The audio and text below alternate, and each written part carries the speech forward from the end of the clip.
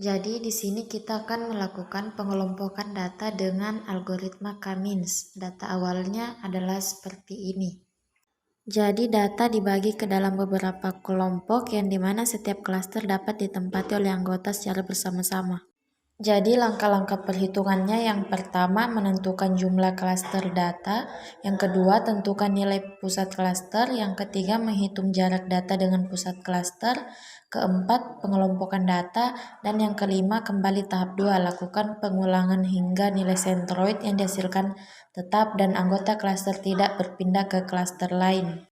Nah, di sini ada data awalnya, ada 1 sampai 15 data, ada nama mahasiswa, nilai UTS, tugas, dan UAS-nya. Nah, langsung saja kita ke penyelesaian pertama, yaitu menentukan nilai klasternya dan menentukan nilai pusat klasternya. Nah, di sini bisa teman-teman lihat saya membuat klasternya ada 3 karena sesuai yang diperintahkan, ada pintar, sedang, dan juga kurang. Ini nilainya kita lihat dari data awal ya. Jadi ini patokan nilai dari klaster yang kita ambil. Ini juga menjadi pusat data dari klaster yang kita tentukan.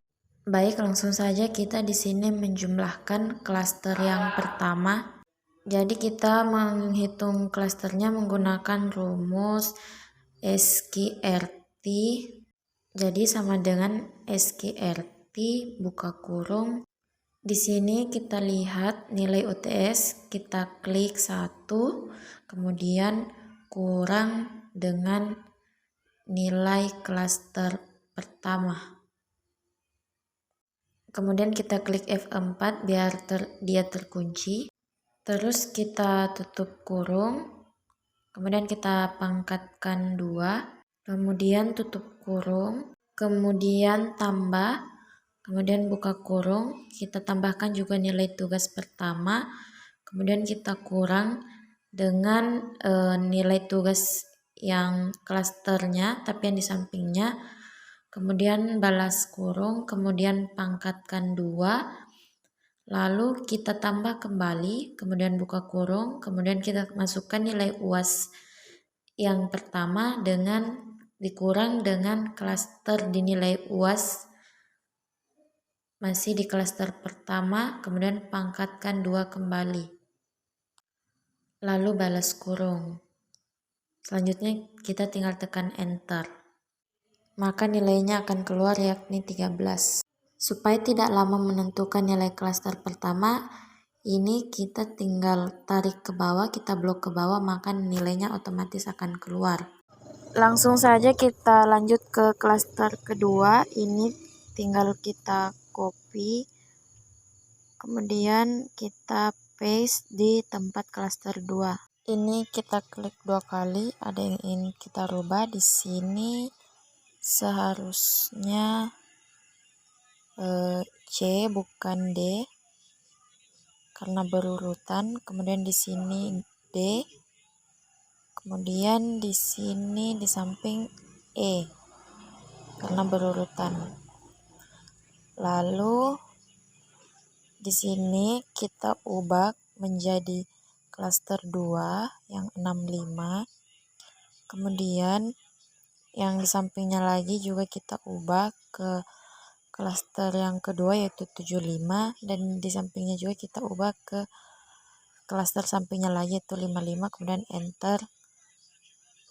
Dan kita cocokkan dulu, lalu kita enter, kemudian kita blok ke bawah, maka otomatis nilainya akan keluar. Selanjutnya klaster 3 sama dengan SQRT buka kurung, sama seperti tadi nilai UTS di klaster 1, kemudian kurang nilai UTS klaster 3, kemudian pangkatkan 2, lalu balas kurung tambah buka kurung nilai tugas di klaster 1 dikurang di klaster 3, lalu tutup kurung kuadratkan 2, kemudian tutup kurung kembali tambah buka kurung nilai UAS kurang nilai UAS di klaster 3, kemudian tutup kurung kuadrat 2, lalu balas kurung kemudian kita tinggal tekan enter dan nilainya akan keluar, lalu kita blok ke bawah dan hasilnya akan keluar secara otomatis.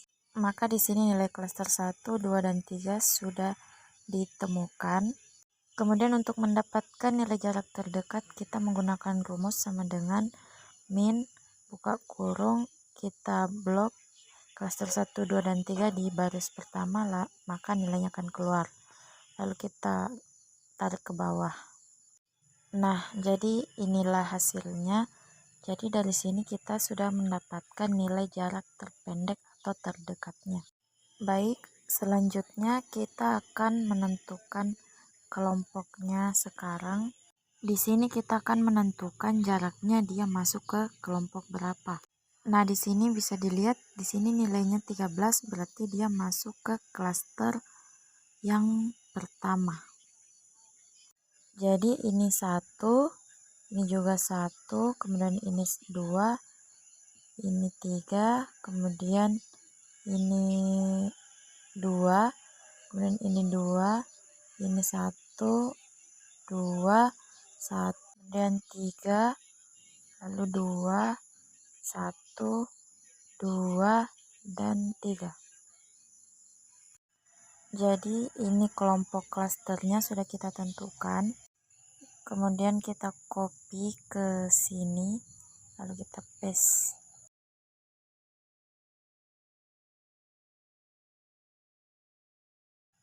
Nah, di sini bisa teman-teman lihat sudah ada pengelompokannya ya.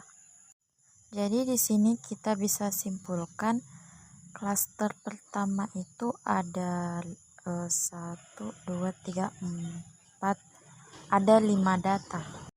Jadi klaster pertama itu ada 5 data. Terus klaster kedua itu ada 1, 2, 3, 4, 5, 6, 7. Ada 7 data. Dan klaster ketiga ada 1, 2, 3, ada 3 data. Jadi selanjutnya kita akan melakukan literasi kedua, karena di sini kita baru melakukan yang pertama, yaitu menentukan kelompok klaster. Di sini klaster pertama ada sebanyak 5 data, kemudian klaster 2 sebanyak 7 data, dan klaster 3 sebanyak 3 data. Baik, kita lanjut ke literasi kedua. Di sini kita akan mencari klaster baru, jadi kolomnya kita tambah. Nah, cara mencari klaster baru di sini kita akan mencari C1 atau kelompok satunya dengan rumus sama dengan, lalu kita jumlahkan semua saja yang mendapat predikat kelompok 1. Ini bisa teman-teman lihat di sini kita tinggal masukkan saja, kita klik yang untuk nilai UTS untuk kelompok 1 yang sudah ditemukan tadi, kita ambil semua. Tadi ada sebanyak 5 data. Terus tutup kurung lalu kita bagi 5. Jadi ini nilai UTS. Terus kita jumlahkan juga untuk yang nilai tugasnya masih pada kelompok 1. Jadi semua yang mendapat predikat kelompok 1 kita totalkan semua seperti sebelumnya. Lalu tutup kurung kemudian bagi 5. Lalu kita masuk untuk nilai UAS. Caranya sama, yaitu sama dengan buka kurung, kemudian kita jumlahkan semua yang mendapatkan predikat klaster atau kelompok 1. Lalu kita bagi 5. Jadi untuk klaster pertama kita sudah menemukan nilainya, yaitu 90,8685. Jadi di sini kita letakkan 90 untuk UTS, tugas 86, dan UAS 85 untuk klaster pertama. Kemudian di sini kita akan mencari untuk klaster 2, caranya sama, yaitu kita jumlahkan semua yang mendapatkan predikat kelompok 2 yang ditemukan tadi. Tadi ada sebanyak 7 data. Jadi yang pertama itu kita jumlahkan dulu untuk semua nilai UTS di kelompok 1. Kalau sudah, tinggal kita bagi 7, maka hasilnya akan keluar. Begitupun untuk nilai tugasnya, caranya sama, UAS juga begitu. Dan semuanya kita bagi 7 sesuai dengan jumlah datanya untuk kelompok 2. Nah, jadi klaster 2 sudah kita temukan, selanjutnya kita akan mencari nilai klaster ketiga. Jadi cara penjumlahannya juga sama, jadi videonya akan saya skip. Jadi di sini tuh dia kita bagi 3 dan inilah nilai klaster ketiganya dan hasilnya akan kita masukkan di tabel ini seperti yang ada pada klaster 1 sebelumnya. Nah, setelah kita mendapatkan penentuan klaster baru, kita lanjut ke langkah yang kedua tadi, yaitu melakukan pencarian klaster. Jadi rumus yang digunakan sama seperti yang tadi. Oke, baik. Jadi di sini saya sudah mempunyai data barunya. Saya sudah menentukan nilai C1, C2, dan C3 serta jarak terpendeknya ya. Caranya sama seperti yang sebelumnya, yaitu menggunakan rumus SQRT. Dan untuk jarak terpendeknya sendiri menggunakan min. Jadi di sini kita juga sudah menentukan jarak terpendeknya. Jadi langsung saja kita melakukan penentuan kelompoknya. Jadi di sini saya sudah melakukan pengelompokan datanya. Jadi klaster pertama itu ada 5 data. Kemudian klaster kedua ada 5 data. Begitupun dengan klaster ketiga sebanyak 5 data. Jadi kesimpulan ini akan kita cocokkan dengan kesimpulan yang didapatkan pada perhitungan sebelumnya. Di sini bisa kita lihat dia itu C1-nya 5, kemudian klaster 2-nya 7 dan klaster 3-nya ialah 3. Berarti kesimpulannya antara kesimpulan perhitungan 1 dan 2 belum cocok atau belum sama. Dan jika berbeda maka kita akan melanjutkan ke literasi selanjutnya. Jadi cara perhitungannya itu sama seperti perhitungan sebelumnya dan di sini kita akan terus melakukan perhitungan sampai kita bisa menghasilkan sebuah kesimpulan yang sama. Nah, langsung saja di sini kita lakukan perhitungannya. Di sini saya sudah melakukan perhitungannya supaya mempersingkat durasi. Tapi caranya itu tetap sama. Jadi ini hasil kelompoknya kita tinggal copy ke sini dan saya sudah mengopinya dan saya juga sudah mendapatkan nilai klaster barunya. Di sini sudah ada nilai klaster 1, klaster 2, dan klaster 3. Cara perhitungannya itu sama seperti sebelumnya.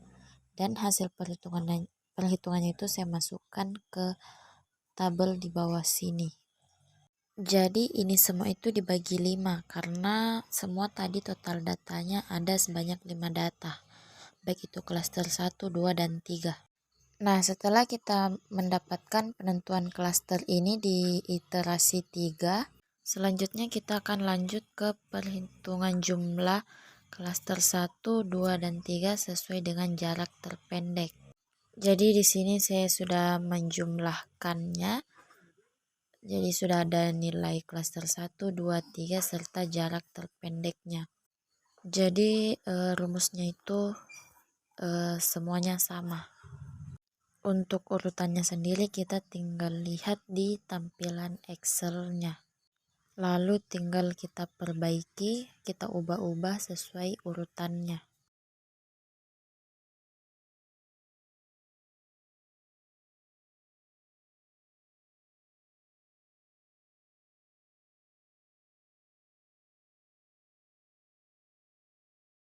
Nah, setelah kita mendapatkan nilai klaster 1, 2, 3 serta jarak terpendeknya, selanjutnya kita akan melakukan pengelompokan datanya.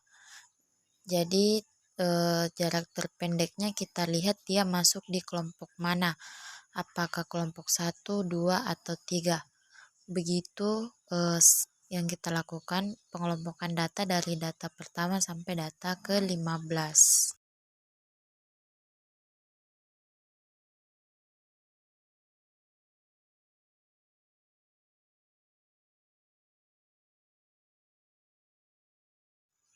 Nah, jika sudah melakukan pengelompokan, selanjutnya itu kita langsung copy saja ke dalam tabel sini. Jadi saya sudah mengkopinya. Setelah itu kita tinggal melihat untuk dibuatkan kesimpulannya. Jadi di sini sudah ada kesimpulannya, yaitu klaster 1 sebanyak 5 data, klaster 2 juga 5 data, 1, 2, 3, 4, 5. Terus di klaster 3 itu ada sebanyak 5 data juga. Nah, jika sudah, hasil kesimpulan ini akan kita cocokkan dengan hasil iterasi sebelumnya. Apakah hasilnya sama atau tidak. Jadi di sini bisa kita lihat hasil iterasi sebelumnya itu sama, yaitu C1-nya juga 5, klaster 2 dan 3-nya juga 5. Nah, karena hasil kesimpulannya sudah sama, berarti penyelesaian algoritma K-means ini selesai sampai di sini. Karena antara iterasi kedua dan ketiga itu jumlah kesimpulannya sama, sudah sama. Jadi cukup sekian penjelasan dari saya. Apabila ada kesalahan mohon dimaafkan.